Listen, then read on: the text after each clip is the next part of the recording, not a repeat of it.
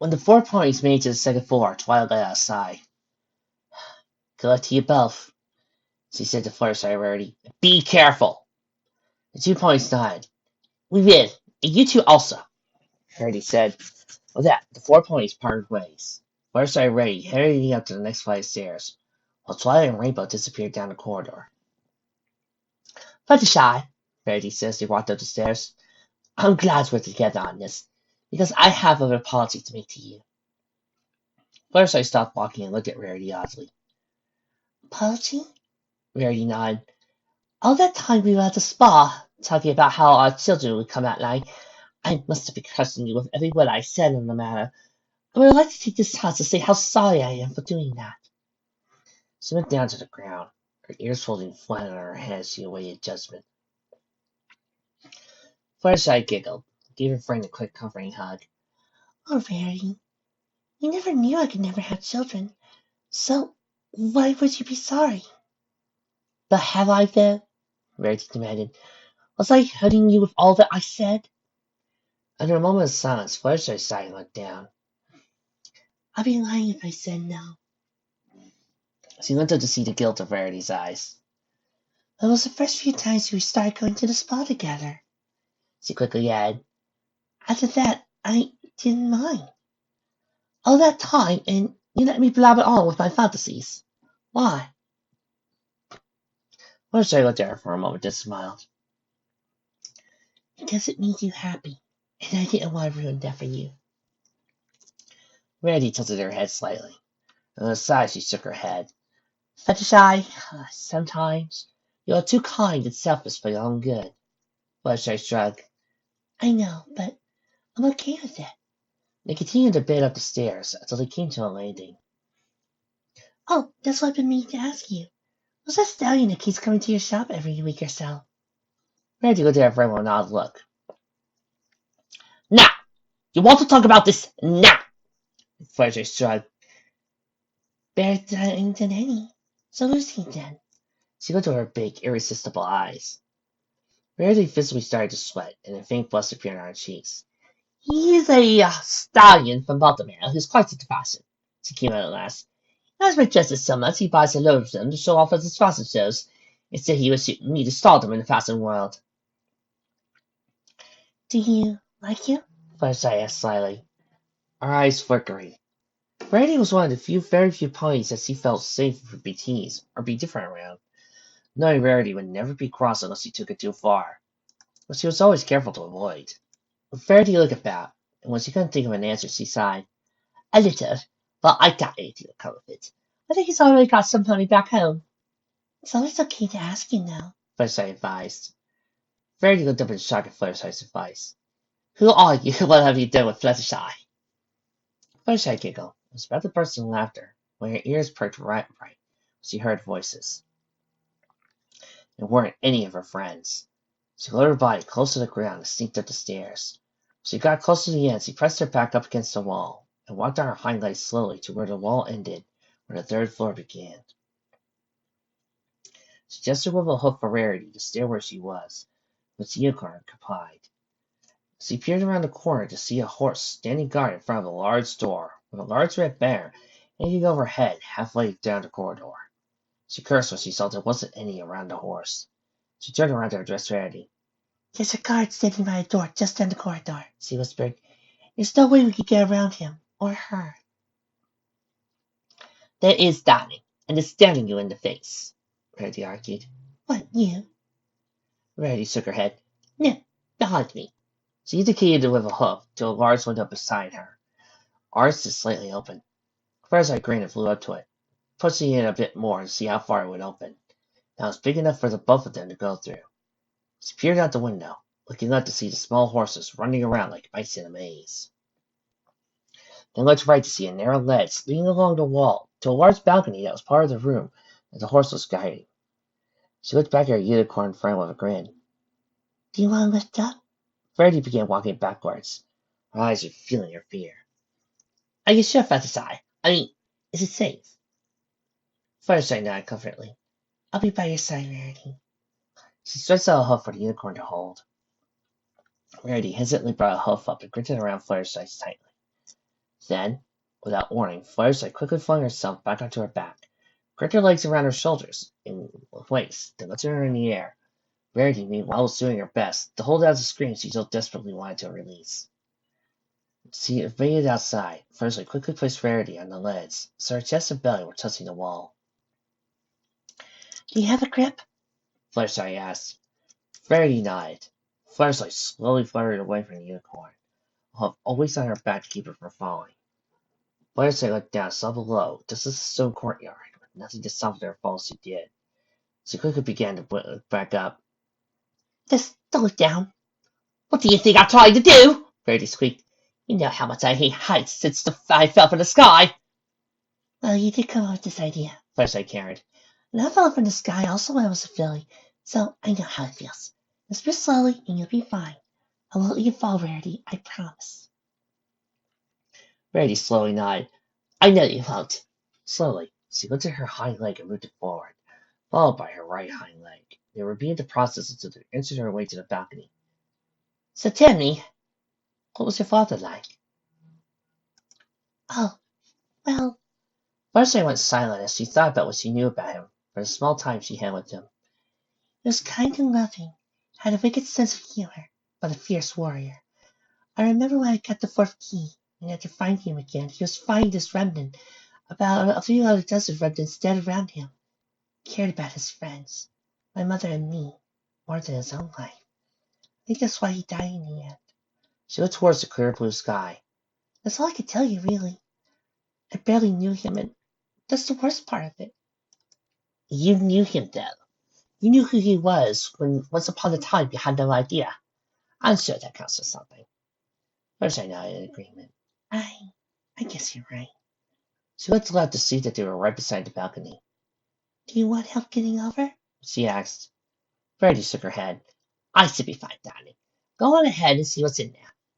Fluttershy was unconvinced, but nevertheless nodded.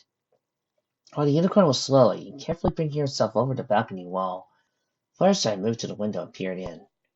The room appeared to be a study. Along both sides of the room, shelves lined up the walls, all of them filled with books.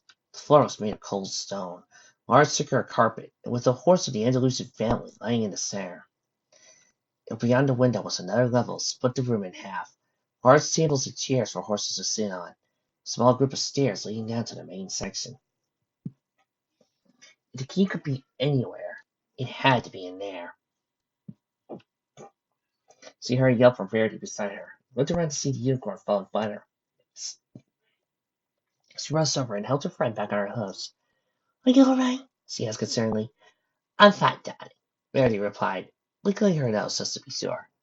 She shook her head just to clear the dizziness, then walked to the window and peered through. Looks like a study to me. I thought that as well, Fluttershy agreed with a nod. She went around the doorframe to see if there was a way in from the side, but found a door knobs on the other side. She tried pulling it open, then pushed it. It was locked. Any ideas how to get in? She asked her friend. Verity nodded, went up to the glass window and touched it with the tip of her horn. She closed her eyes and let out a bright blue glow emerge. After a moment, nothing was happening. A large blue circle emerged from her horn and formed out of it until it was the size of a pony. Verity lifted her head away from the window and walked slowly through the circle and emerged into the study room. Fluttershy thought she would lose her jaw as Verity walked through the glass and emerged on the other side. Unicorn, after checking if the coast was clear, spun around and unlocked the door with her teeth. How did you do that? Fluttershy asked as she walked inside. A spell Twilight taught me in return for teaching her my gem-finding spell, Verity explained. She turned around and looked at the study room. Fluttershy pricked her ears highest, thinking about as she tried to pick up the sound of horses in the room. Verity, looking at her all the while. Anything? Fluttershy was about to say no, but quickly picked up the sound of horses moving towards the study room, dived behind the balcony cover. Quick, Verity, close the door and take cover, she ordered. Verity slammed the door shut with a hoof buck and dived behind Fluttershy, laying a hoof over her mouth to silence her breathing. Fluttershy heard the door get shoved open, growling in protest as they did. The sound of 8 hoofs dropping in cold floor. Milady, they're taking the outer wall into town, and are making their way past the second wall. Not sure how much longer we can stand. One voice, a stallion said. Oh, how they will, General. They will hold, knowing that every moment they hold back, the scouting increase the chances of reinforcements to arrive. Then our victory will be at hoof! A mayor's voice said. Firefly and Rarity peered around the corner to see the two horses. The stallion was a dark bay with a light gray mane that was very short, wearing steel armor that clicked every time he raised a leg or shifted himself. The mare was a pinkish white, with a blonde mane that was tied in a long braid that ran down the back of her neck and over her right shoulder. The war on her side was a scabbard as his sword. What enforcements, my lady? The stallion asked. Me and Ananias have already told you we have no other forces outside the ones we have here, and all of our other forces have been either crushed or defected to Freya. Face it, Baroness, you have lost. The mayor glared at him. How dare you! You insult my father's memory by admitting defeat and the whole of these inferiors! I promise you that there will be victory, and I always keep my promises. Horse shook his head. Not this time, my lady. You can't keep this one. When the mayor didn't respond, he went on. I will fight for you to defend again, my lady. You know that. That's why I suggest we find a way out of here, and then go and rebuild your forces. The man chuckled. And what if I refuse to leave this place? Then I will leave you all anyway, my lady, and will continue to fight in your name. The Saren replied, his head high and proud. The mayor complicated this for a second. But only for a second. First I looked away and put a hoof over hers and Rarity's mouth to silence their gasps as the mayor pulled out her sword and plunged it through the horse's chest. The stallion went into a silent scream. His eyes wide and voice nothing but a gurgle. Do you really take me for an idiot, General? She plunged the sword deeper. You just wanted to get me out of here to turn me in, didn't you? How much of an idiot did that witch Freya pay you? How much? The stallion didn't reply, because he was already dead. She pulled the blade sword out and let the horse collapse on his side. She cleaned the sword on the dead horse's armor and whispered, You are relieved of your duties, General Crastus. She looked at her face towards the door and called through, Someone dispose of the traitor's body and clean out the blood! I hate the sight of blood. It's really my flaw. Flashlight leaned back as the two guards emerged from the outside the room, picked up the dead horse's hind legs with their mouths, and dragged him out, leaving behind a path of blood leading out the door and turning down the length of the corridor. After a while, two of the guards returned. Will that be all, my lady? One asked. The mayor nodded. Yes, now go and die outside like all soldiers should. She ordered, leaving the guards with the professor looks on their faces as she slammed the door shut. Right. Now, with them out of the way, I'd better make plans for rebuilding Andalusia, she said to herself. She walked to her desk, sat down, with a quill in her mouth, began writing something. All the while humming loudly to dim the sounds of battle outside. Fireside looked away from the mayor to Rarity. She's gone quite mad, Rarity said. Fireside shook her head. No, not mad. I think she'll only listen to what she wants to hear. But that's not important to us right now. I'm going to search this place if she's staying here. Rarity lifted her head over the balcony and looked around the room. The mayor was sitting in the far left corner of the room. Easily had a good view of the whole room. There seemed to be no way to get around the place without attracting attention from the horse. They couldn't wait until she leaves, in case it would be too late. She sighed and lowered herself back to the ground. I think we may have to ask her for it. So, we should head down here and tell her where it is. Fireside suggested with a green nod. She looked up again to see a shock look on her face. What? Was it something I said? Rarity nodded. Once upon a time, you were a chance assassin. Now you would willingly force this mare to the point definitely be to ask her for this key's location. Has becoming a Dragonlord changed your views so quickly? Fireside lowered her head and her ears fell flat. I just thought we might get it quicker if we were more forceful. You didn't complain when I did the same thing to that dragon back in the mountains. Yes, Rarity admitted, but that was different. That dragon was a creature cursed to wander terror forever. It should be dead in the first place. This is a living mare that still has a lot of her life ahead of her. If she survives the siege, would you gladly put aside for this key? Or is only taking this dragon down everything to you now? Marcy opened her mouth, but no words came from her lips. She couldn't defend herself. no reason to defend herself. After a moment, she let out a low whimper, her hair and face behind her mane. I'm so sorry, Rarity, she whispered. Rarity looked at her sternly, in sympathy. Look at me, she whispered, in the eyes. Once I brought her mane out of her face and looked up. She was like a filly that had just been caught stealing from the cookie jar. I'm not cross with you, but I am disappointed, Rarity said. I thought you would be beyond such thoughts. Fluttershy lowered her head. Ears still remained flat in her head. She never lost contact with Rarity's eyes. Bet if I was in your house, I probably might have said the same thing, Rarity went on. I imagine the stress you have doing this is enough to make you think such things. So let us forget you ever said that, and go on with finding this key. Fluttershy nodded, gave the unicorn a brief hug. I'm sorry, Rarity, she whispered one more time. Sorry for what? What did you do wrong? What were you even talking about a few seconds ago? Rarity patted Fluttershy in the back and pulled away, looking where the mayor was sitting and writing. Right, I'll do the talking. You stay behind and guard my back in case there's another horse here. Fluttershy nodded and moved so that she was behind the white unicorn. While Rarity prepared herself to leap and drop down to a lower level. Ready? Rarity asked. Fluttershy nodded confidently. Swan, the two ponies leaped over the balcony and landed gracefully on their hind legs. Their swords, Dancer, Firewing, and Jadespane out of their scabbards were pointing towards the ground. The mayor shot up, hearing them, reached for a sword. Who the hell are you? She demanded. Rarity bowed her head. Apologies for the break-in, but we needed to get into here. Allow us to introduce us. I am Lady Turquoise of Ponyville, and this is my friend Fluttershy and Firewing, also of Ponyville.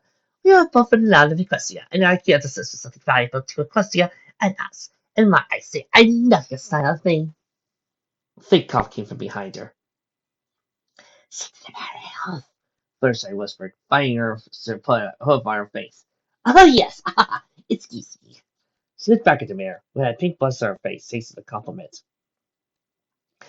We are looking for a circular object, black with a faint golden glow like fire emanating from it. She looked back to the confirmation of what it looked like. The Fluttershy gave her a nod. We learned it was here, and since you look like a mayor who knows the way around here, me and my friend were wondering whether you knew it was not where it is at this moment. The mayor shook her head, and the blush faded away. She gazed around once more with unwelcoming eyes. I know what you're on about, but why should I give up something to you? Well, you see, how about in return for the object, I said some things to you that help you win the war, she pointed out. Fluttershy's eyes shot wide open. Rare pondered, looking at Rarity with interested eyes. Allow me to think about this. First, I walked up to her friend's side. They got a hold of her shoulders and spun around. Would you mind if I was awfully blunt with you? Rarity nodded. Of course not, darling. Speak your mind. Fluttershy nodded her thanks exclaimed, That's cutting get me driving you down insane! Rarity shook her head. Think about it, Fluttershy, she explained. You said yourself that this man will only listen to what she wants to hear. So why don't we tell her we can help her win this war? And then she will give us the key. Then what? Fluttershy asked. Do we wait here until the Polomians come and kill us? Heavens knows, Rarity said. While she's occupied with something, we sneak back the way we came in and get back to the others.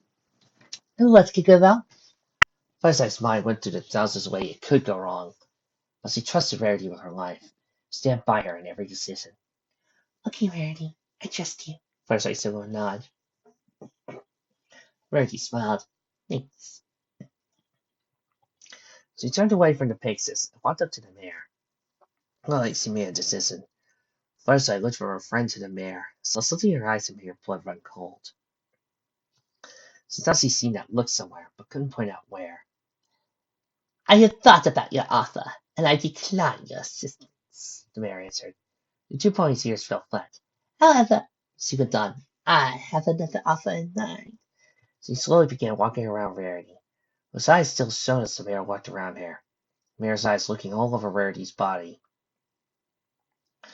Fluttershy's eyes widened as she realized with horror where she had seen that look before. It was the same look that Remnant gave her when she first met one. A look of lust. Uh-oh! She stepped forward to help her friend, but stopped when the mare started to speak. I will give you the object. In return, I ask you, Rarity of Ponyville, to stay here with me. Rarity looked horrified by the offer. I have never seen such a beautiful creature, the mayor said, looking at Hope to stroke her face. You would make a great asset to me, Rarity. I knew you have a great ass, Rarity. She said her name as seductively as she could. Rarity looked back at her friend, and shook her head frantically, telling her to refuse the offer. Dead! She agreed. No! Fluttershy screamed. Her eyes wandered about as she tried to think of a way to get her friend out of this. What about me? She eventually asked the mayor. The mayor looked all over, shook her head. You are way too ugly for me, whoever you are. No, rarity is what I want, and I always get what I want. She looked back at the back room, towards the stairs to the second level. The thing you're looking for is kept in there, in a dark blue book with a pink cover at the far end of the room. Rarity turned towards to see that below the second level was a room with an iron-barred gate separating it. Windows were blacked out so he couldn't see inside, but from what she could see through, the gates were on the aisles of the bookshelves, like the archives back in Camelot. Well, go on then, the mayor going on. Get what you came for and leave me to be with Rarity here. It's all right, darling, Rarity said. Get the key and get out of here. Fluttershy looked back at her friend and mouth. I'll come back for you. She turned away and walked up to the gate, and opened it and briskly walked inside. The room was cold, and despite the torches that hung neatly on the brick walls. So, Rarity, what else can you do with that horn of yours? She heard the mayor ask her friend. It took great effort for the Pegasus not to throw up there and then. She quickly walked down the central aisle with a torch in her teeth, all the while coming up with a plan to get Rarity out of this predicament. She scanned the multitude of books that rested on the shelves. Red, purple, yellow, black, green, orange, and many other colors brightened up the covers of these books. As well as books, there were many artifacts that appeared to be from across the world. Pony, griffin, horse, changeling, dragon, minotaur, and many other items, thousands of species across the years of history. Yet none of them was what she wanted. She was beginning to think she was fooled, that the mayor warned her out of the way so she could have her way with a friend. The very thought made her grip onto the torch with higher as anger built up inside her. She wasn't going to let the mayor use her friend like a child would with a toy. Where I was behind her, burn the world to see that happen. She stopped when the corner of her eye is made out of blue cover on the left. She grinned and prayed the mayor was telling the truth. She dropped the torch and took the book off the shelf with her hose, then with her teeth, opened it up and grinned in triumph. The key rested inside the book, a faint, fiery glow emanating from the device. The symbol of the Dragonlord aura displayed across his face. She took the key out of the book and placed it inside her mane for safekeeping. She put the book back in its place, then cantered out of the room. She found Rarity in the mirror, thankfully, talking to each other, getting to know each other. I got it! Fluttershy exclaimed, taking out her mane and presenting it to the two of them. Rarity looked around and grinned. That was when time seemed to slow. Fluttershy remembered 1 second seeing Rarity smiling at her. Then the next when she was next to her, lying at her side being kicked in by the mayor. Blood sleeped on Rarity's head where the mayor kicked her, where the other side of her head hit the windows. Fluttershy stood still, her face carved and shocked as her mind processed what happened. She slowly looked down to see Rarity's unconscious form, tried shaking her awake. Wake up! Rarity! Please, wake up! She whispered. No response. She closed her eyes and bit her bottom lip as tears streamed down her face. Do you really think I'm that stupid? Mayor said forever. Fluttershy brought her gaze off her fallen friend and looked at the mayor with cold, hateful eyes. Rarity only agreed to be close to me so she could poison me, isn't it? I should have known you were under Freya's employ. My father should have wiped out your kind ages ago. Fluttershy moved so Rarity was behind her. May I ask your name, miss? She inquired flatly. Yolenta Adelucia, Baroness and Queen of Hoscar, the mayor replied. Why do you want to know? Fluttershy snapped her wings open, revealing the wing blades hidden in them. Because, Baroness Yolenta, you just made the greatest mistake of your life. If you value that worthless hide of yours, then there is one thing you never, ever do in front of me. Fluttershy growled. She reared up and let Dragebane and Firewing emerge from the scabbards. Valencia snorted and drew her own sword. It was long, with runes engraved into the metalwork. What is that, then? Fetisai of Ponytail. Fetisai narrowed her eyes, and her blades to battle-ready position. Hurt my friends, she growled. She lowered her barrel herself and prepared to fly. Although one part of her screamed to pick up Rarity and run, it was like a whisper in the wind. First, I was not going to let this mare get away with hurting your friend. Fluttershy, with a cry of rage cleaving her lungs, made the first move by launching herself in the air, whizzed past Valencia, before the horse could swing her sword to defend herself, or hit Fluttershy, creating a long but thin gash on the horse's side with her wing blades. Valencia went down on one knee with a cry of pain. Fluttershy feared about and tried again with the other side before Valencia could recover. Valencia ducked and spun away, then kicked Fluttershy in the side with a forehoof. Fluttershy fell to the ground, but otherwise unhurt. Valencia cantered up to her, made to plunge her sword through her neck. She backed away from Valencia, sword on in air.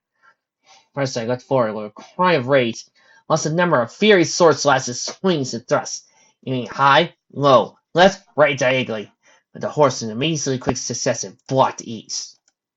Valencia grew tired of fighting in defense, so launched a long swing at Pegasus. Valencia learned from throw that horses, although slow, were incredibly strong. The horse swings could easily cut through flesh and bone. Valencia brought her two swords together, and blocked the attack by wedging the sword between them, grating her teeth and using all her strength to push it away. Valencia stepped back and thrust her sword once again. The Pegasus swung Firewing and deflected the attack, then thrust forward with Dragonbane. Valencia stepped out of the way and retreated. Valencia gouged forward and attempted to pin her to the ground. Valencia spun around and gave her a slight slash of her tail across her eyes, blinding the Pegasus for a moment. Valencia wheeled around the spot and lunged her sword towards Fluttershy's chest, hoping to skewer her. Fluttershy's ears twisted to sense Valencia made, so rose up on her hind legs and deflected the attack with Firewing, while slashing across Valencia's chest with Dragonbane, making the horse cry out of pain. Fluttershy, having recovered from being blinded for a moment, opened her eyes to see she had cut to Valencia's chest, yet didn't feel any remorse for the act. Fluttershy jumped up and spun around, punched Valencia in the face, sending her across the room and against the wall. That was for you, Rarity. Valencia coughed, stitching herself on her stomach. She tried to get back up, but her legs gave away and collapsed once more, blood leaking from her wounds. I give up, she panted. I surrender. First, I continued to stare at the fallen horse with cold, merciless eyes. She brought up her right leg and Dragonbane emerged once more, to the horse's horror. First, I began to walk forward, her eyes never leaving the horse's eyes, feeling no sympathy for her. No, no, please, no, please, no, the mare pleaded, but Fluttershy didn't hear. She stopped next to the mare, slowly raised her sword in the air, ready to plunge it to the heart of Barristus. Please don't kill me. Please, I'm sorry. You will be, Fluttershy whispered, teeth gritted together, eyes displaying fiery hate for the mare. She felt nothing when she saw tears in Valencia's eyes. No compassion for her, no remorse, just anger and hatred. With cries of rage, he brought Dragonbane down. Vanity, stop! First, I stopped the sword so she could point was only millimeters from where the heart would be. She went to see Twilight, Pinkie, Rainbow, and Applejack standing at the door, looking at her with wide eyes. Fluttershy's teeth came apart, and her eyes widened hard when she realized they weren't eyes of anger or disgust, but of fear. Fear, she presumed, of her. She looked down where Dragonbane was pointing at, and at that moment felt her anger fade away, to be replaced with disgust at herself. She looked at her friends and thought for a moment she saw her father, looking at her with disapproving eyes. She stepped back and frightened the fallen mare. Dragonbane slowly sorrowfully back into his scabbard, moved to the farthest corner of the room, curling up into a ball, covered her face with her mane and hoped it would leave her. Twilight breathed a sigh of relief when Fluttershy began backing away. Whilst there were sad eyes as Fluttershy curled up into a ball. Rainbow, you and I will check on Rarity. Pinkie, keep an eye on this horse. Applejack? No. I got her, Applejack said with a raised hoof. Twilight nodded, and with Rainbow galloped to Rarity's side. Peaky literally kept a single eye trained on Valencia, while Applejack walked slowly to Fluttershy. She knew this would happen. She said to Twilight that Fluttershy would do something she knew the Pegasus would regret. Now she had done it. She got closer so you could see Fluttershy was shivering, and heard her sniffling back tears. Then her heart skipped a beat. Fluttershy, she said softly. Fluttershy's not in. Fluttershy responded quietly. Please leave a message to sound and squeak. She made a little squeak and curled herself around Tyre, expecting a severe scolding from the Earth Pony. Applejack looked at her with sympathetic eyes. Fluttershy, please look at Molly, she said softly. I'm not going to yell at you, I promise. Fluttershy slowly brushed her mane out of her face, looked at Applejack with sorrowful, regretful eyes. Oh, Applejack, she whispered, what have I become? Applejack suddenly wrapped her forelegs around the Pegasus, burying her head around her shoulder, sniffed back tears. It's over now, Sugar Cream. It's okay. Applejack turned her head to look at Twilight. How's Rarity? She's alive. Got head wounds on either side of her head, but otherwise she'll be fine. Twilight replied, never leave me, falling unicorn. Applejack smiled, then looked at Fluttershy. Looked a little better at hearing Rarity will be alright. So you Sugar Kid? Rarity's gonna be okay. I know. Fluttershy's ears fell flat. But it doesn't change what I did. I fought to defend Rarity, but instead I went too far. She rested her head on Applejack's shoulder. Victims never not. Applejack didn't reply for a moment, but said with a nod. Yeah. But not for the better, Fluttershy asked. Applejack didn't reply. Her son screamed out in agreement, and it started Pegasus' friendly heart. Come on, everyone, let's get out of here! Rainbow called while Twilight placed Rarity on her back. Did you get back the clay sugar cube? Applejack intently asked the Pegasus. They received another response. Now let's get back to Clint. No, leave me here, Fluttershy said. I don't deserve to continue. Nonsense, Applejack said. Turn around, lower yourself down to the ground, so Fluttershy could climb on top. Your legs ain't gonna carry you out here, then I will, she said. Fluttershy, looking miserable, moved herself groggily onto Applejack's back, gripped her on her barrel as Applejack broke into a gallop to cancel her friends. As they left the study room, Fluttershy missed a surprised gaze at the barrenness, felt new tears springing in her eyes because of herself. I'm sorry, she sobbed as Applejack galloped out of the study room. Applejack, with Fluttershy on her back, she caught up with the rest, and he made her way back towards the sewers. As he went down, Fluttershy could have sworn she heard maniacal laughter echoing around the staircase. I think he's coming around, was the first words Rarity heard after a long time. Her head felt like an anvil had fallen on top of it, and every inch of her ached. She opened her eyes, expecting to be in paradise. Instead, saw a blur of 4 familiar fingers. Her face had cleared as she smiled away when she saw Applejack, Twilight, Rarity, Rainbow, and Pinkie surround her, relieved grins on her faces. How are you feeling? Twilight asked. Rarity groaned and sat upright. She instantly recognized the campsite they had stayed in the night before. Felt the cold chill of the night brush against her coat. Could be worse, but could be better, she said, letting out a pained groan. Twilight turned her head behind her and brought out a vial of some sort with her teeth. It's something I found when scouring the second floor in the keep, she explained. It's supposed to cure any aches and pains during a long night's sleep.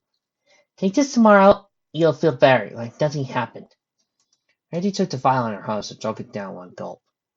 It tasted like lemon, but with 20 times added sugar, giving it a major kick in sweetness.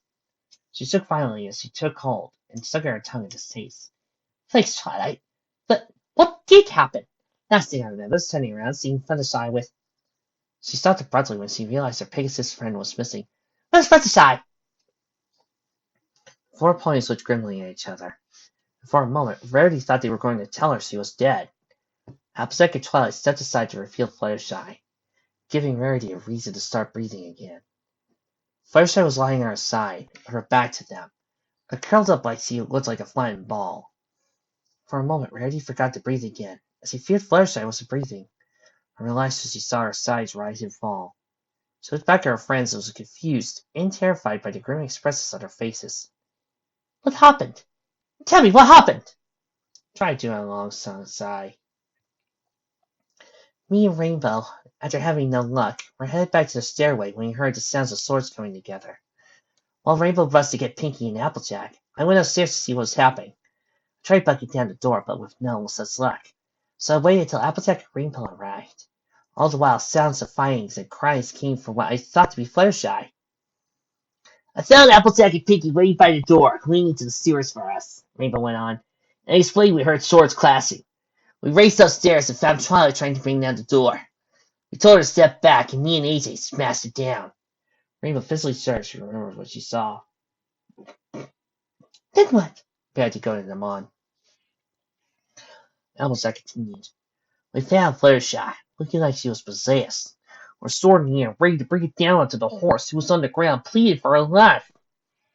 If I hadn't cried out when I did, Twilight added grimly, Fluttershy would have killed her. Verity stared at him in all disbelief.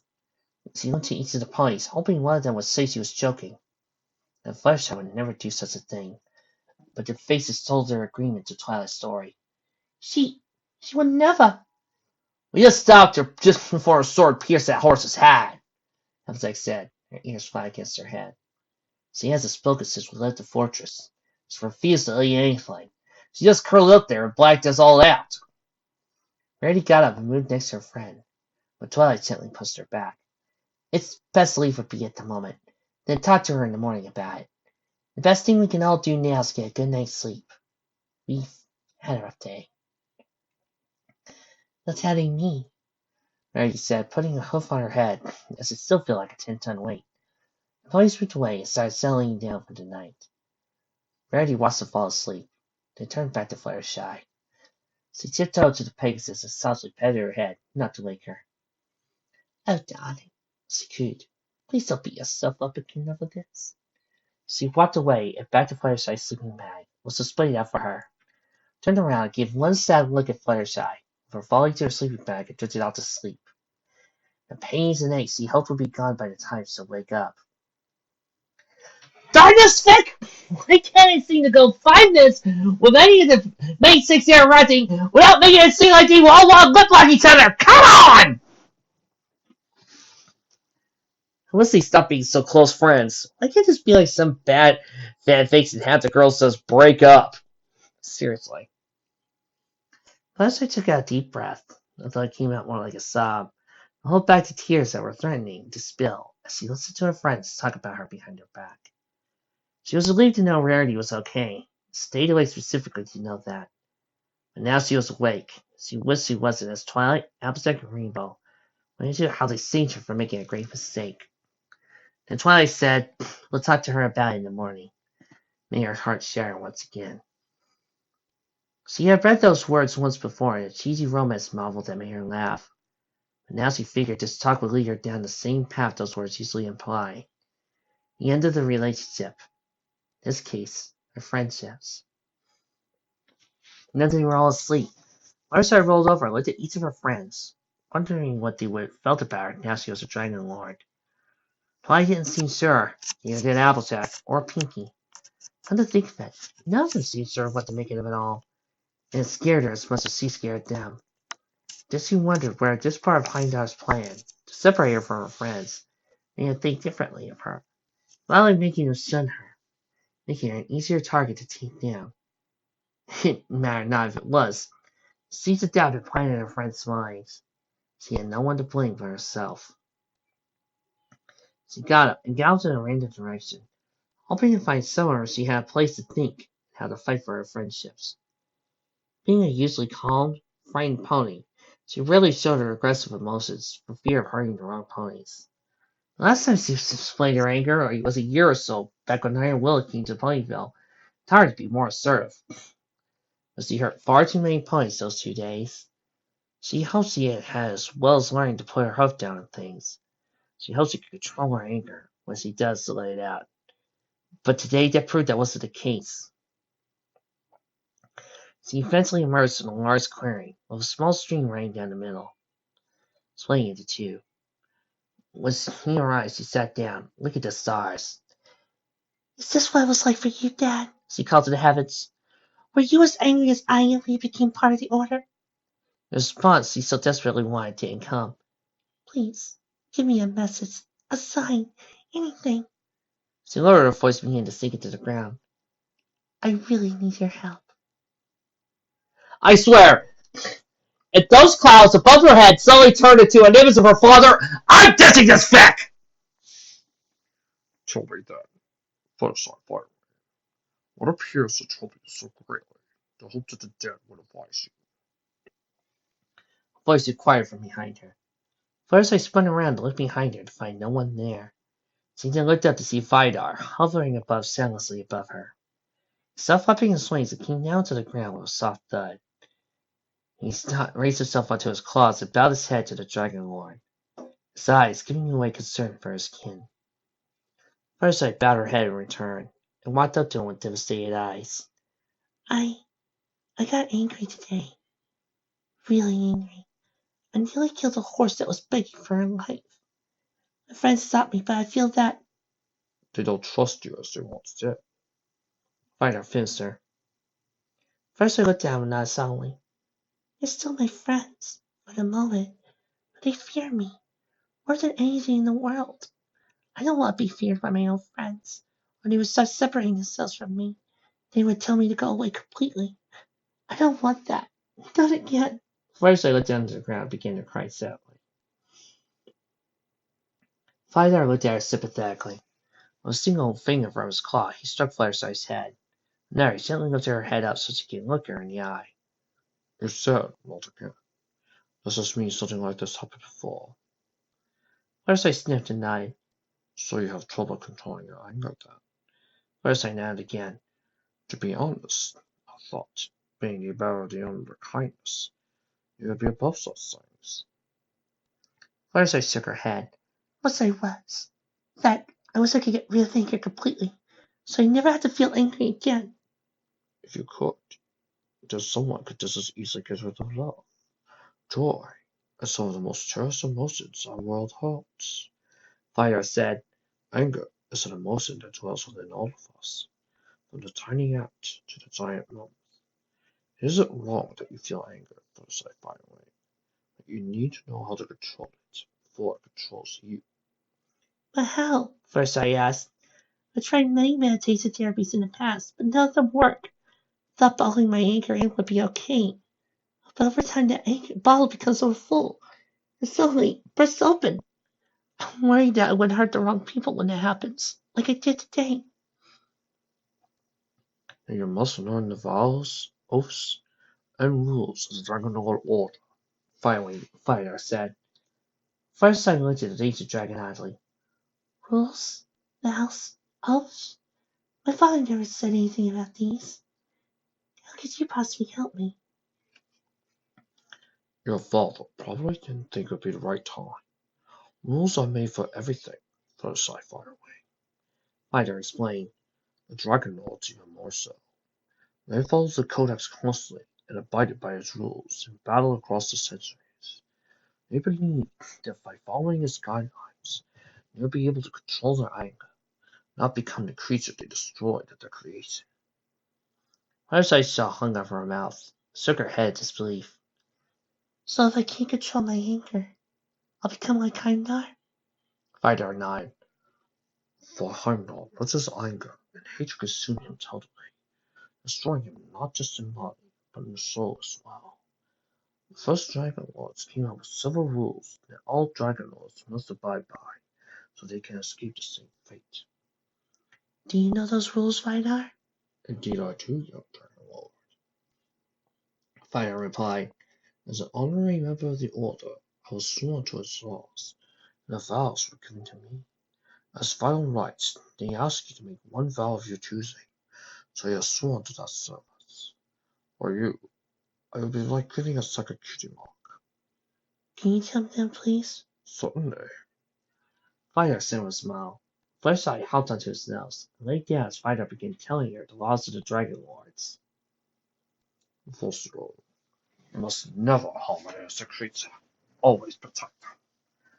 Second rule, you must never kill an unknown opponent. When they are down and unarmed, they possess no more threat to you. They try to take up arms once again. Then you are free to put them down. There are no second chances within the order. Third rule, you must never fight in anger. Anger might make you stronger, but you will think less. Give your opponent a greater advantage, as they are thinking clearer than you. Plus, it's bad for the soul, as I've already said to you. Fourth rule, never hate your opponent. This one's the hardest, I know, but it ties on the third. Anger and hatred are brothers. They combine just as easily as carrots to a cake.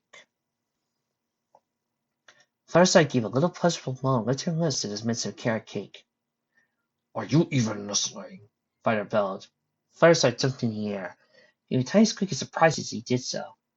She nodded sleeplessly once he returned to the dragon's nose. And finally, the fifth rule, Fighter continued. never call your opponent your enemy. Enemy is another word for hate, and as such ties with the fourth and third rules. Dragonlords don't fight because of anger or hatred. They fight because of what's right. Because they want to prove they are better than you, by displaying no prejudice towards an opponent. Fireside's brain worked hard as it tried to solve this information. Though he sounded relatively straightforward and being really hard to do. She hated Heimdall with everything she had, so being told she couldn't call him an enemy, or even hate him, made her feel defiant. On one hand, she didn't really want to call Heimdall an enemy. In fact, she wanted nothing to do with him. She couldn't get over the crimes he committed over the past 5,000 years, nor could she get over the death of her father at his claws. First I looked up into Fidar's eyes. What are the else? Your oaths are sworn to state that you will abide by these rules, by the last vows you own. You will promise to uphold and your Dragonlord order. The penalties for breaking these rules, particularly the first and second, are harsh. Most students result in death in many ways. Fidar narrowed his eyes at her. And you've broken some of these rules already. Fireside's eyes widened harder. She put her foreheads together and began bleeding for her life. I'm so sorry. I didn't know about the rules. I didn't mean to cause offense. Please kill me. She stopped when Fidar started laughing. Relax, fight aside, fire. The punishments for hating and feeling anger are less harsh than the first and second, and never result in death. As your punishment, I cannot carry out the punishments the Dragonlords made. Only a true Dragonlord can do that. As you're the only one left, you must punish yourself. Fireside sat upright and looked across his nose, wondering how to punish herself. She eventually brought her hoof up and slapped herself across the face. Ouch! She yelled. Was that good enough for us to find her? She asked. Just up to you, Dragonlord. He chuckled heartily, surprised Fireside would go that length. I suppose you want to know what else now, and take them. Fireside nodded. Then jump down and take up Drake's brain. Fireside hopped back onto the ground and waited for Fidar to start his. Firstly, a Dragonlord must always take up his or her oaths in Dragonfire. The words must always be repeated, draconic. He went away from the Pegasus. And then, with a deep breath, a bright jet of flame erupted from his mouth, searing a small area of the clearing, creating a huge fire. Instantly, understanding what to do next, Fireside placed herself into the fire. She could feel the flames wrap themselves around her body like a blanket. She could feel her mane being lifted by the wind as it blew flames into a merry dance around her. She raised her right leg and let Drake's blade slide out of his bracelet. She pressed the sword up against her chest and felt the cold, finger-like stroke of the blade to touch the coat. Fireside bowed her head at Fidar, and noticing he was ready, began to say the oaths. Now, repeat after me. I will decide finally. Yea, I decide it. To abide by these laws of the Dragonlord order. Wir hoffen, Sie diese sofort einfach zurück. Fireside repeated. I swear I to protect the innocent, never harm them. I swear I will never hate, nor feel anger against those who take up arms against me. I will never call my opponent my enemy. I respect him or her as much as I respect my fellow orders. I swear I will help those in need, those that cannot protect themselves. That is the Dragonlord's way, and I am a Dragonlord. We here at Space Air Studios would like to apologize to every single Norwegian person in the audience listening to this video. We do not know a bit of Norwegian, so we're just going with what we can. Thank you. Sign the management. Sheer verhuizing uit bezikken de luidsgate or I think a second. Ze verkens uit je kijken de schaal heeft het de salon make vote. Zeker is het accurate hand mine, maar zodat de fijn blender onder zich wegen sequentie in henne mijn no soms is zeker mijn je weet kijken. Zeg ze verkens uit je, je houdt als een deel in nood, je leidt de soort je kan bezikken. Zeg, je hebt het rest uit de fake, of ze kan die Phew! Notice I repeated the words once more perfectly. That's what you say! Vidar nodded with approval. There was sweep of his claw. The dragon fired. Vidar's student was seamless. No trace of it ever being there. Not even scorch marks left on the ground were present. But what about my personal vow? She asked. Don't I have to make that vow? You can't, if you have one. Vidar replied. When you do realize your vow, tell it to the sky, and my great-grandfather Vidar will hear it. First I moved away from the place once was, and Vidar arms her. But how can I not hate Heimdall? He killed my father, killed so many more with a smile on his face. I think it's impossible not to hate him. I'm not telling you not to hate him for the sapphire. Yes, you are. First I argued. The third, fourth, and fifth rules say. Those rules are merely guidelines. It's impossible to remove anger and hate from a living being. But what can be done is to control your anger and hate, so it doesn't consume you like Heimdall. Let's remember for the sapphire. He too was a victim of war. In his grief, Vidar was a war what he called a vendetta. But I'm not like him. Not doing this for revenge. Put aside firing. I can see you clearer than the clearest river. He pointed to a accusing finger at her. You have turned this war into a vendetta against him, and now assuming yourself to become like him. The proof is what happened today, when you went to kill a horse begging for a life. Vidar leaned his massive head closer to the Pegasus. Do you imagine what you would have done had you plunged that sword into her? Do you imagine the pain in her eyes and fear as you bled the life? Stop! Fluttershy cried, shaking her head, trying to get through the file images in her head, and placing her hand in her hooves. Please, just stop. Vidar was right, though. So you imagine what would have happened if her friends didn't become a second sooner, felt sickened by it. She realized Heimdall was the same. Killed first in vengeance, but killed more and more until it seemed all he did, and he enjoyed it. She got turned into this war of vengeance. You wouldn't notice. It seemed she would harm those who got in her friend's way. She brought her head out of her hose, looked at Vidar with narrow eyes. What do you want me to do then? She snapped. What do you want me to fight him for? I want you to fight him for the same reasons your father fought. Vidar answered. I want you to fight for what your ancestors fought for, and the reason one died fighting for you. The right reasons. Your father's death is not one of them. The dead care not about vengeance, put us on fire away. So rather than focusing on those who are lost, focus on those that could be lost, like your friends. He leaned even closer, picking his voice no more and whisper. Your father was a great pony, one of the greatest Dragonlords of them all.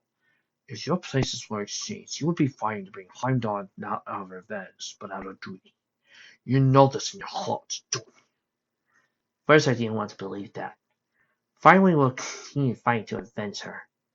But thinking that seemed wrong to her, and would be insulting to his memory more. She looked up at Vidar with a sad frown. But what about my anger, Vidar? How can I control it before it controls me again? Vidar took a minute to think about it. Do you reflect on the past often, Fluttershy finally? What does that have to do with anything? Fluttershy asked defensively. Vidar didn't express any emotion at Fluttershy's sudden outburst. Was it really that bad for you to get defensive about it? Fluttershy looked away, giving a few nods of her head. I was bullied for most of my childhood, Vidar. I was the shy, quiet one in the corner, I was an easy target for boys. I got teased because I couldn't fly well, because I couldn't run fast. I had longer legs than any pony. I've been called a freak by older ponies because of my weak flying abilities. I took my anger away until I released it about a year back. After I took assertive lessons, I got out of control. My friends Pinky and Rarity tried to bring me out of it. And what did you do? Fire asked. The hurt and guilt was all too plain in Fireside's eyes. I yelled at them. I told them that they lived pointless lives and they fled from me crying their eyes out. But you know the worst part was? Afterwards they didn't blame me. They blamed the one who taught me. I don't think I can ever forgive myself for what I did. I hurt too many ponies that day. Fidar was clearly surprised. Dwell too much on the past, particularly the worst moments of your life. It's come to the point where just thinking makes you feel angry. You need to set the past aside if you want to be free of anger, at least for the time. The past cannot hurt you anymore. Only the present can. Fiddar spread his wings and was ready to take the air once more. Wait, Fiddar called before he could take off. how though? How do I just let it all go? Instead of reflecting on the bad things in your life, how about the good things? Good things, no matter how small a few, could be cherished for a lifetime. Before I could speak again, thrust his wings downwards, sending him to the sky. It was quickly swallowed by the darkness. First I didn't even hear the sound of flapping wings. The good things, she said to herself, wondering what the great dragon could have meant by that. She moved away from the clearing and galloped back towards where he made camp for the past 2 nights. Soon, she arrived at the campsite and was glad that her moving up tonight didn't disturb any of them. She then moved west from the camp, towards the cliff edge she recalled seeing her Fidar's head. She soon arrived at the cliff edge and sat on her haunches at the very edge. Before her stood mountains in a race in a line, with a gap in the middle, where a river snaked out and went towards Ironheart Fortress itself. While hugging the banks of the river were trees of various types and sizes. She hoped this idea of Fidar's would work, or else she would lose her friends. She closed her eyes and began reflecting on her life. She remembered the orphanage and how the other orphanage would shun her because of her shy demeanor or lack of flying ability. She clipped forward to flight school, flinching at every horrible word said towards her, feeling her anger begin to rise because of it. How most of her life was spent alone and unloved, except for the cares of the orphanage. Rainbow dashed when she met her. A small smile rose when she got her key mark. It got a little bigger when she went to Ponyville. That smile faded when she spent a long time with no pony friends. She was scared to talk to anyone. It faded completely to sorrow when she remembered the days he told she would never be able to conceive children. Then came the smiling face of Twilight Sparkle, when she first arrived at Ponyville, when the 6 came together as a group. Fireside's frown rose back into a small smile as he remembered those early days, when they started to get to know each other better, put aside their differences and conflicts. The smile grew as he remembered the laughs they had and the great times that they shared. Dear Lightning Sword, this is who Fireside is and her relationship is. Kindly stop writing fics where she's suddenly this utterly depressive maniac who commits suicide! Thank you! Most of the memories of the good times in her life involved her 5 friends in one form or the other. That was when it dawned on her. It was like the sun was beginning to rise before her. Her friends were, and had, become her life. Everything she had done in the past 2 years was with them, or for them, and made a great life, one worth truly living. With that in her thought, her ignorance seemed to evaporate instantly, like a puddle of rainwater on a hot, sunny day. As she opened her eyes and saw the top of the sun beginning to rise between the mountains. Rays like beams shot up towards the sky. She wore the most blissful smile on her face as she watched the sun rise. Now she fully understood why Twilight was sent on her mission by Princess Celestia to study the magic of friendship. When that thought, her friends had become her life. When that thought, she had her vow. She looked up at the early morning sky, called out Draconian. Oh, here we go again! Jake, you think you can practice for doing that?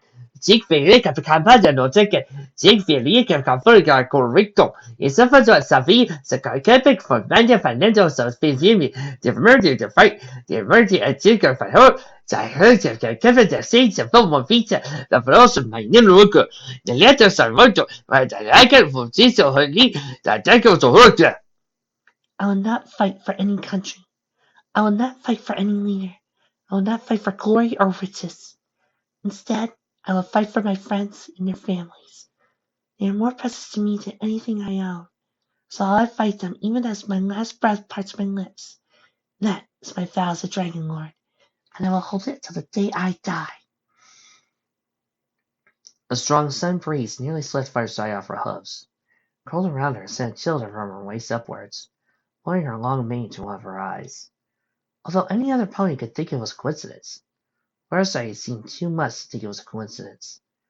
Fire at first had given his own proof of her vow, and now she was held to it to her life. She smiled and watched as the sun crept over the mountains. An ear twisted the sound of someone behind her. She glanced over her shoulder to see Pinky emerge through the trees, eyes half open, so twigs and leaves her puffy mane tail. Hiya, Sunshine! She greeted her, cycling out as she did so. Fireside looked clearly at her. Pinky could see the kind lovely eyes she remembered from over a month back. Hi, Pinky. Fireside greeted her back. Did you sleep well? Pinky moved to sit beside the Pegasus to watch the sunrise with her. Yeah, not bad, thanks. I'm going to ask the same for you, but you're already late, so it could be enough. So. Fireside looked back from Pinky to the sun. Whistle's smile never leave her face. I think I just had a spiritual rebirth, Pinky. My ego's now completely gone. I haven't felt this good in ages. Meow, why would you want to get rid of anger? Yes. Because. Fireside smiled, faded away, tears rolling in her eyes. I don't want to lose you. Where are your mind, Sugar Cube? That was Zach's voice came in. Fireside and Pinky turned around to see Applejack, Twilight, Rainbow, and Rarity looking at him. I noticed that you all fear me, and I don't want to fear right anyone, especially my own friends. I was worried I'll lose you all because of it, and I don't think I can live without you. Not anymore. The 5 friends looked at each other guiltily. Fluttershy, if you want the sweetest pony I know, I would slap you for even thinking we would abandon you because of this. Rarity said. Sugar, we're not afraid of you. We're afraid for you. Applejack came in with a lovely smile. But you agree with me that you changed for the worse, Fireside argued. I agree that you changed, Sugar Cube. But I've never said anything about it for being the worst, Applejack pointed out. You don't need to. Your silence said more than words could. Fireside's head sank lower to the ground. Gravity was pulling her to it. Fluttershy, I said nothing because I wasn't sure what to think of it. Applejack said, these changes you're going through have happened so fast it's difficult to decide what to say about them yet. But don't think for 1 second we'll stop being your friend because of them. Ladies and gentlemen, this fanfic gets it! This fanfic understands why they don't just abandon each other because of a small argument. Why they don't have these you guys hate me! I'm gonna kill myself moments! This fic understands why they don't just break up because of every single small little argument! Or why they were so quick to accept Twilight! Because they are friends! They are like sisters! They are family! They might fight, they might argue, but they will not break up because of something stupid! They will eventually get back together, because that is how tight their bond is! So get it through your skull! This fic can, guess what that means? This fic is better than all of you! Darling, Lady explained. There are some changes that happen in this world because of how small, are easy to adjust to, like a new picture in the house. But others, like finding out you're a part of a warrior order that's been genetically augmented, is a massive change. Well, they can take years to adjust to. But never think for a second you had to adjust to these changes alone, Twice said. Unicorn moved and sat next to the miserable Pegasus. You ever wonder why I was so quick to adjust to my new home in Ponyville? First I looked up. Because you like the liberation you got out of it?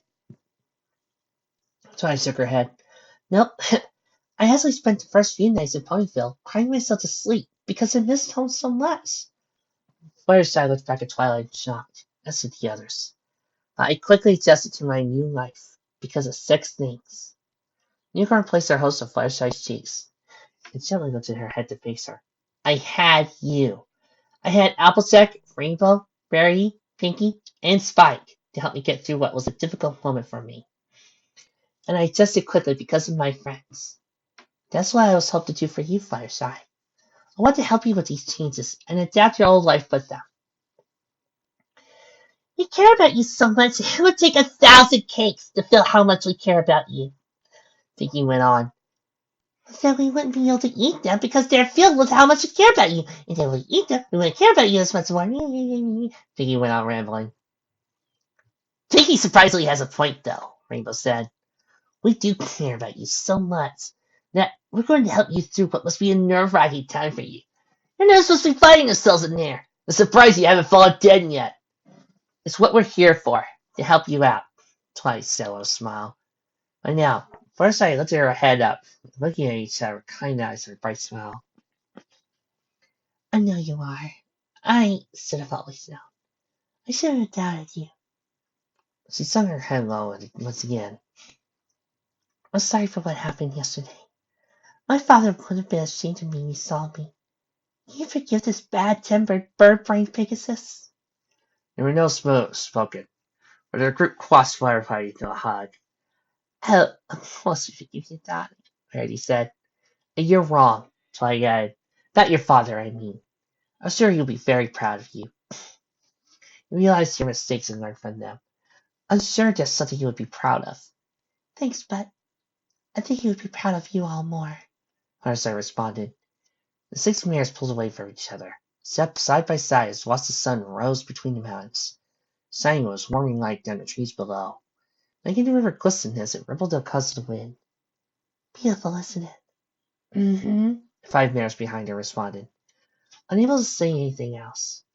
For some reason, the sun looked more beautiful rising here than in Equestria. Girls, look, I think this is a great moment and all. I really love this. This is just reminding me why this is in my top 12 favorite fanfics. Problem. Hello? Evil Dragon! Tiamat's son! Coming over to bed! We're all going to die! You know what? When we get back, we should do this more often, Ty suggested. Applejack nodded in agreement. I agree. Usually I don't get the chance to watch the sunrise do the work. I think I spare a moment with you girls for something like this. I usually sleep around then, but I could try getting up for you guys, Rainbow said. Ha! So you'd rather watch the sunrise than help me do some work, Applejack smirked. Yep, much more lazy and much more relaxing, Rainbow smirked back. Suns raised once more as the sun rose higher in the sky. All the ponies had smiles on their faces as it did so. None of them wanted to bring up the question of why they were here in the first place. That is, until Twilight spoke. Are you ready to face Heimdall now, Fluttershy? The mood turned somber at that moment. Every pony knew it had to happen at some point, even though they didn't want to. Fluttershy's ears fell flat against her head as she sighed. If we must. Of course we do, Pinky said. You're not gonna mean we'll kill us all if we did nothing. Yeah, Rainbow agreed. Since you hate him so much, I thought you'd be more keen on getting him for what he's done. Fluttershy drew another long sigh, looked at the ground. Agree if we did nothing, we all died, but... Twilight tilted her head in confusion. But I can't hate him anymore.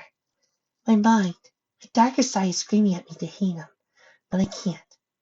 I don't like him, but if I do hate him, I'll become like him, a monster. Wait, so hate leads to anger leads to fear, and fear leads to the dark side! Randy placed a hoof on her cheek. Oh, Fluttershy, sweetheart, I said this to you once before. You're not a monster, never will be. First, I looked up at her friend with a grim face. Yesterday, I nearly killed a horse for taking her alive. If that's not monstrous, I don't know what is. She moved away from the edge and making her way to the green camp, leaving the other son as he processed what Farsight meant. Are you all coming? Farsight's voice echoed from the trees. She broke out of her daze and plodded away from the cliff edge, glancing back at the sun, the dawn of what could be their last day on Terra.